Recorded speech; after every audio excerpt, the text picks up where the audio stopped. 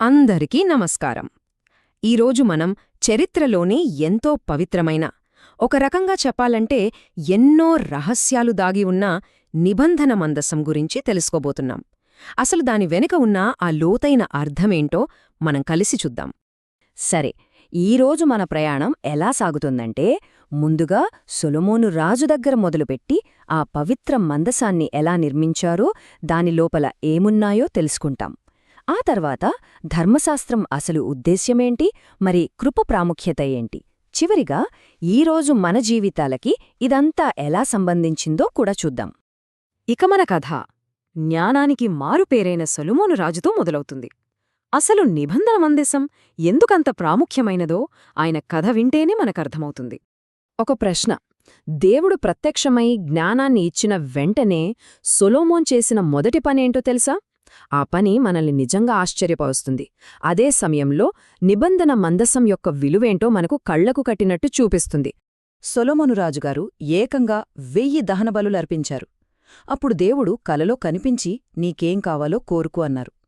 చూడండి, సొలొమోను డబ్బు, కీర్తి ఇవేమీ అడగలేదు. ఆయన అడిగిందొక్కటే: ప్రజల్ని సరిగ్గా పాలించడానికి కావలసిన జ్ఞానం.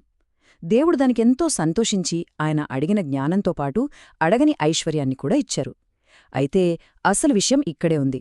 నిద్ర లేచిన వెంటనే సొలొమోను చేసిన మొట్టమొదటి పని ఏంటంటే, నేరుగా యెరూషలేముకు వెళ్లి ఆ నిబంధన మందసం ముందు నిలబట్టం. దీన్ని బట్టి అర్థం చేసుకోవచ్చు, జ్ఞానం పొందిన వ్యక్తికి దాని విలువేంటో బాగా తెలుసునని. సరే, ఇప్పుడు ఆ మందసాన్నే కొంచెం దగ్గరగా పరిశీలిద్దాం. దాని నిర్మాణంలోనే ఎంతో అర్థం దాగి ఉంది.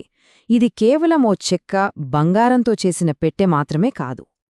ఆ మందసాన్ని తుమ్మకర్రతో చేసి దానిపైన మొత్తం స్వచ్ఛమైన బంగారంతో పూతపూశారు.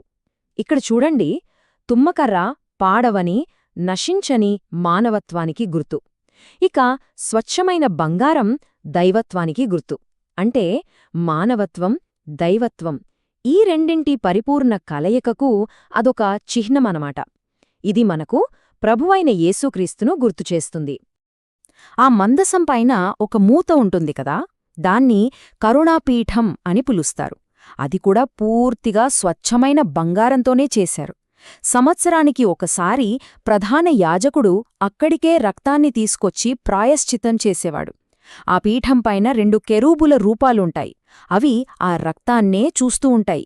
ఎందుకంటే దేవుని నీతి ఆ రక్తం ద్వారానే సంతృప్తిపరచబడింది. మరి ఇంత పవిత్రంగా భావించే ఆ పెట్టె లోపల అసలు ఏముందో తెలుసుకోవాలనుంది కదా. సరే, ఇప్పుడు ఆ మందసం లోపలేముందో చూద్దాం. ఆసక్తికరమైన విషయమేంటంటే, అందులో ఉన్నవి మానవుల బలహీనతలకు, వారి అవిధేయతకు సాక్ష్యాలుగా నిల్చాయి. దానిలోపల 3 వస్తువులుండేవి. మొదటిది మన్నాతో నిండిన ఒక బంగారు పాత్ర. ఇది దేవుడు ఇచ్చిన ఆహారాన్ని ప్రజలు కాదన్నదానికి గుర్తు. రెండవది చిగురించిన అహరోను కర్ర.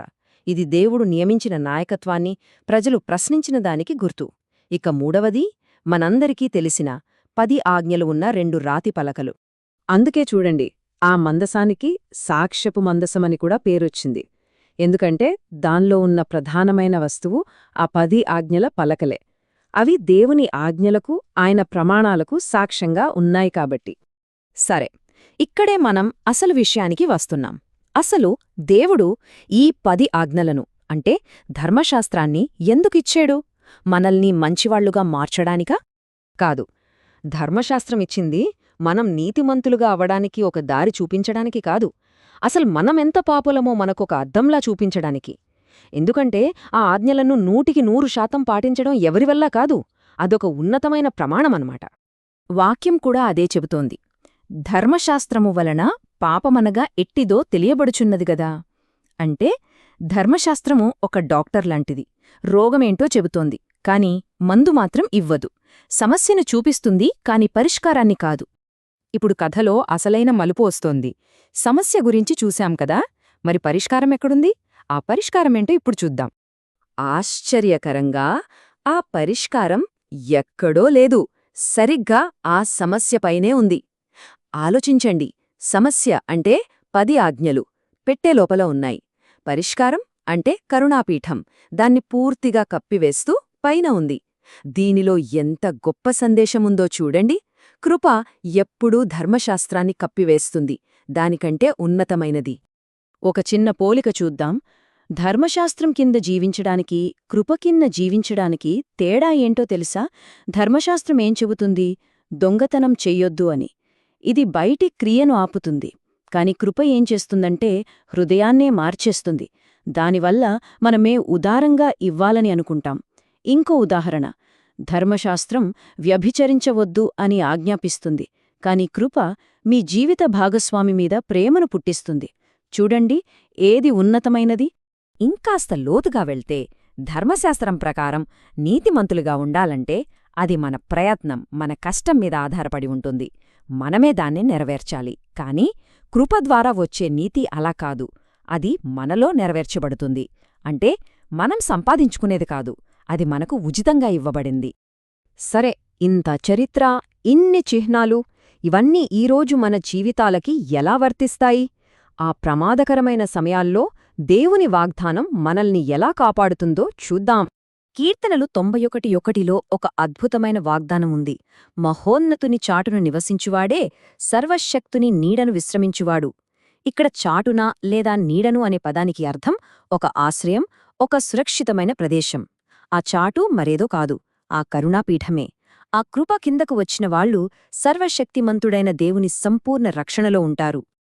ఆ కీర్తనలో దేవుడు ఎలాంటి వాటి నుండి రక్షణ ఇస్తానని వాగ్దానం చేస్తున్నాడో చూడండి.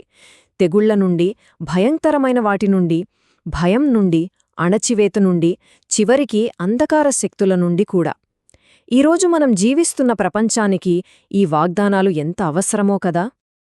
అయితే ముగించే ముందు మనల్ని మనం వేసుకోవాల్సిన ప్రశ్న ఒక్కటే: మన భద్రత, మన రక్షణ మనం పాటించే నియమాల్లో, మన పనుల్లో ఉందా, లేక దేవుని కృప అనే ఆ కప్పు కింద నివసించడంలో ఉందా?